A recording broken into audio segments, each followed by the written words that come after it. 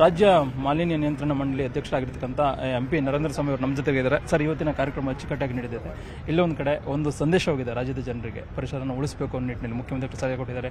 ನೀವು ಒಂದು ಸಂದೇಶವನ್ನು ಕೊಟ್ಟಿದ್ದೀರಿ, ಏನು ಹೇಳ್ತೀರಿ ಸರ್? ನಮ್ಮ ಈ ಪ್ರಯತ್ನ ಸುವರ್ಣ ಮಹೋತ್ಸವದ ಕಾರ್ಯಕ್ರಮವನ್ನು ರಾಜ್ಯಾದ್ಯಂತ ಮುಖ್ಯಮಂತ್ರಿಗಳ ಒಂದು ಆದೇಶದ ಮೇರೆಗೆ ರಾಜ್ಯ ಸರ್ಕಾರ ಕೊಟ್ಟಂಥ ನಿರ್ದೇಶನವನ್ನು ಎಲ್ಲ ಜಿಲ್ಲಾಡಳಿತ ಮತ್ತು ನಮ್ಮ ಮಂಡಳಿಯ ಎಲ್ಲ ಅಧಿಕಾರಿಗಳು ಪರಿಸರದ ಕಾಳಜಿಯನ್ನು ಇಡೀ ರಾಜ್ಯಾದ್ಯಂತ ಪಸರಿಸ್ತಕ್ಕಂಥ, ಜನರಲ್ಲಿ ಜಾಗೃತಿಯನ್ನು ಮೂಡಿಸ್ತಕ್ಕಂಥ ಪ್ರಾಮಾಣಿಕ ಪ್ರಯತ್ನವನ್ನು ನಾವು ಮಾಡಿದ್ದೀವಿ. ಇದು ಬರೀ ಒಂದು ದಿನದ ಕಾರ್ಯಕ್ರಮ ಮಾಡಿ ನಾವು ಮುಗಿಸ್ಬೋದಿತ್ತು. ಯಾಕೆ ಇಷ್ಟೊಂದು ಮಾಡಿದ್ವಿ ಅಂದರೆ 50 ವರ್ಷಗಳ ಸಾಧನೆಯಲ್ಲಿ ನಮ್ಮ ಮಂಡಳಿ ಜಡತ್ವದಿಂದ ಆಚೆ ಬರಬೇಕು, ಪರಿಸರ ಸ್ನೇಹಿಯಾಗಿರ್ತಕ್ಕಂಥ ಜನರನ್ನ ಹುಡುಕಬೇಕು, ಪರಿಸರ ಸಂರಕ್ಷಿಸ್ತಕ್ಕಂಥ ಹೊಣೆ ಇರತಕ್ಕಂಥ ಮನೋಭಾವ ಇರತಕ್ಕಂಥವ್ರನ್ನ ನಾವು ಹುಡುಕಬೇಕು, ಅವ್ರ ಬಳಿಗೆ ಹೋಗಬೇಕು, ಇನ್ನಷ್ಟು ಯುವಕರನ್ನ ಜಾಗೃತಗೊಳಿಸಿ ಈ ರಾಜ್ಯ ರಾಷ್ಟ್ರಕ್ಕೆ ಪರಿಸರದ ಒಂದು ಜವಾಬ್ದಾರಿಯನ್ನು ಅವ್ರ ಹೆಗಲಿಗೆ ಹಾಕಬೇಕು. ಮಂಡಳಿ ಬರೀ ಕಾಯ್ದೆ ಕಾನೂನು ಮತ್ತು ನಮ್ಮ ಜವಾಬ್ದಾರಿ ಇಷ್ಟಕ್ಕೆ ಸೀಮಿತವಾದರೆ ಸಾಲಲ್ಲ. ಹೊಸತನದೊಂದಿಗೆ ಸರ್ವರ ಸಹಭಾಗಿತ್ವದೊಂದಿಗೆ ಈ ಮಾಲಿನ್ಯ ನಿಯಂತ್ರಣ ಮಂಡಳಿಯ ಜವಾಬ್ದಾರಿಯನ್ನು ವಿಶೇಷವಾಗಿ ಪರಿಸರವನ್ನು ಉಳಿಸ್ತಕ್ಕಂಥ ಕೆಲಸವನ್ನು ನಾವು ಮಾಡೋಣ.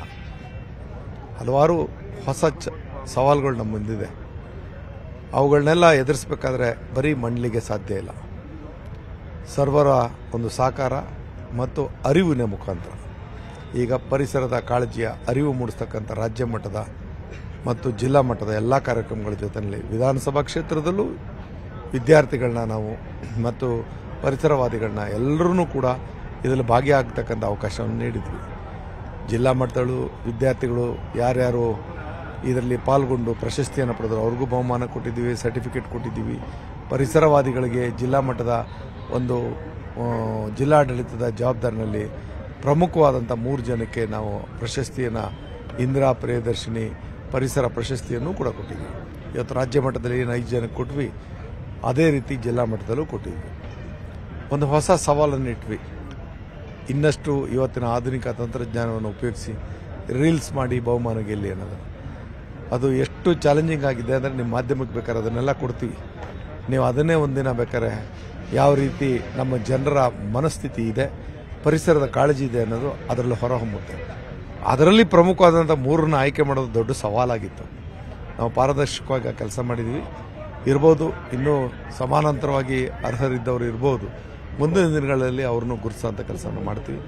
ವಿಶೇಷವಾಗಿ ಈ ಕಾರ್ಯಕ್ರಮ ನಾಡಿಗೆ ಸಮರ್ಪಣೆ, ಈ ಒಂದು ಕಾಯ್ದೆಯನ್ನು ರೂಪುಗೊಳಿಸಿ ದೂರದೃಷ್ಟಿಯನ್ನು ಇಟ್ಟು ನಮ್ಮ ರಾಷ್ಟ್ರಕ್ಕೆ ಈ ಎಲ್ಲ ಯೋಜನೆಗಳು ಕಾಯ್ದೆಯನ್ನು ನೀಡಿದಂಥ ಧೀಮಂತ ನಾಯಕಿ ಶ್ರೀಮತಿ ಇಂದಿರಾ ಗಾಂಧಿಯವರು ಇವತ್ತು ಅವರು ನಮ್ಮದೊಂದಿಗಿಲ್ಲ. ಆದರೆ ಅವರ ಯೋಜನೆಗಳು, ಅವರ ದೂರದೃಷ್ಟಿ, ಅವರ ಕಾರ್ಯಕ್ರಮಗಳು ಅದನ್ನು ಹೊತ್ತುಕೊಂಡು ನಾವು ಬದುಕಬೇಕಾಗಿದೆ. ಈ ಎಲ್ಲ ವಿಚಾರದಲ್ಲಿ ಸಹಕರಿಸಿದಂಥ ಎಲ್ಲ ಗಣ್ಯಮಾನ್ಯರಿಗೆ, ಶ್ರೀಸಾಮಾನ್ಯರಿಗೆ, ಪರಿಸರವಾದಿಗಳಿಗೆ, ಕೈಗಾರಿಕೋದ್ಯಮಗಳಿಗೆ, ಕೈಗಾರಿಕೆಗಳಿಂದ ಬಂದಿದ್ದಂಥ ಎಲ್ಲ ಉದ್ಯಮದ ಒಂದು ಪಾಲುದಾರರಿರ್ಬೋದು, ನೌಕರ ಸಿಬ್ಬಂದಿ ಇರ್ಬೋದು, ವಿದ್ಯಾರ್ಥಿನಿಯರಿರ್ಬೋದು, ಎಲ್ರಿಗೂ ಮಂಡಳಿಯ ಅಧ್ಯಕ್ಷನಾಗಿ ನಾನು ಅತ್ಯಂತ ಕೃತಜ್ಞತೆಯಿಂದ ಎಲ್ರಿಗೂ ನನ್ನ ನಮನಗಳನ್ನ ಹೇಳಲಿಕ್ಕೆ ಬಯಸ್ತೀನಿ. ಸುವರ್ಣ ಮಹೋತ್ಸವ ಮಾಡಿದ್ರೆ ಸಾಲದು, ಪರಿಸರ ದಿನಾಚರಣೆಯನ್ನು ಮಾಡಿ ಸರಿಯನ್ನು ಮುಖ್ಯಮಂತ್ರಿಗಳು ಇವತ್ತು ವೇದಿಕೆ ಭಾಷಣದಲ್ಲಿ ಹೇಳಿದ್ದಾರೆ. ಪ್ರತಿ ವರ್ಷ ಮಾಡುವಂಥ ಒಂದು ಪರಿಸರ ದಿನಾಚರಣೆಯಲ್ಲಿ ಒಂದು ಹೊಸದನ್ನು, ನಮ್ಮ ಬೇಡಿಕೆಯನ್ನು ಮನ್ನಿಸಿ ಸನ್ಮಾನ್ಯ ಮುಖ್ಯಮಂತ್ರಿಗಳು ಇವತ್ತು ಆದೇಶವನ್ನು ಮಾಡಿದ್ದಾರೆ. ನಾನು ಅನುಮೋದನೆ ಕೊಡ್ತೀನಿ. ನಮ್ಮೆಲ್ಲರ ಒಂದು ಗೌರವಕ್ಕೆ ಭಾಜನರಾದಂಥ ಸಾಲುಮರದ ತಿಮ್ಮಕ್ಕನ ಸಾಧನೆಯನ್ನು ಸದಾ ಸ್ಮರಿಸ್ತಾ ಅವರ ಹಾದಿಯಲ್ಲಿ ಹೆಜ್ಜೆ ಇಡ್ತಕ್ಕಂಥ 5 ಜನ ಪ್ರಮುಖರಿಗೆ ವಿಶ್ವ ಪರಿಸರ ದಿನಾಚರಣೆ ಎಂದೇ ಅವರ ಹೆಸರಿನಲ್ಲಿ ದತ್ತಿ ನಿಧಿಯನ್ನು ಇಟ್ಟು ಪ್ರಶಸ್ತಿಯನ್ನು ನೀಡಿ ಅನ್ನೋಂಥ ಆದೇಶ ಮಾಡಿದ್ದಾರೆ. ನಮ್ಮ ಮುಖ್ಯಮಂತ್ರಿಗಳ ಕಳಕಳಿ ಮತ್ತು ಕಾಳಜಿ ಮತ್ತು ಪರಿಸರದ ಬಗ್ಗೆ ಅವ್ರಿಗೆ ಇರ್ತಕ್ಕಂಥ ಪ್ರೀತಿಯನ್ನು ಇದು ತೋರಿಸುತ್ತೆ ಅನ್ನೋದನ್ನು ನಾನು ಹೇಳಲಿಕ್ಕೆ ಬಯಸ್ತೀನಿ. ಫೈನಲಿ ಈ ಕಾರ್ಯಕ್ರಮದ ಮುಖಾಂತರವಾಗಿ ರಾಜ್ಯದ ಜನರಿಗೆ ನಡೆಕೆ ಹೆಚ್ಚು ಜನ ಪರಿಸರದ ಕಾಳಜಿಯನ್ನು ಇಟ್ಕೊಳ್ಳಿ. ಇವತ್ತು ಪ್ಲಾಸ್ಟಿಕ್ ವಿಚಾರ ಇರ್ಬೋದು, ತ್ಯಾಜ್ಯದ ವಿಚಾರ ಇರ್ಬೋದು, ಸಂಪೂರ್ಣವಾಗಿ ಮಲಿನಕಾರಕ ವಿಚಾರಗಳ ಬಗ್ಗೆ ನಾವೆಲ್ಲರೂ ಗಮನಿಸ್ತಾ ಇರಬೇಕು. ನಾವು ಅದರಲ್ಲಿ ಭಾಗಿಯಾಗಬಾರ್ದು.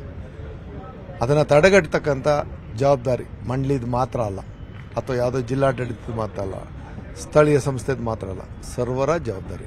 ಹಾಗಾಗಿ ನಾನು ಮಂಡಳಿಯಿಂದ ನಮ್ಮ ಜವಾಬ್ದಾರಿಯ ಪ್ರತಿಯೊಂದು ವಿಚಾರವೂ ನಿಮ್ಮದು. ಇದು ನಿಮಗಾಗಿ, ಭವಿಷ್ಯಕ್ಕಾಗಿ, ಪರಿಸರಕ್ಕಾಗಿ. ಇದಿಷ್ಟು ನರೇಂದ್ರ ಸ್ವಾಮಿ ಅವರ ಮಾತು.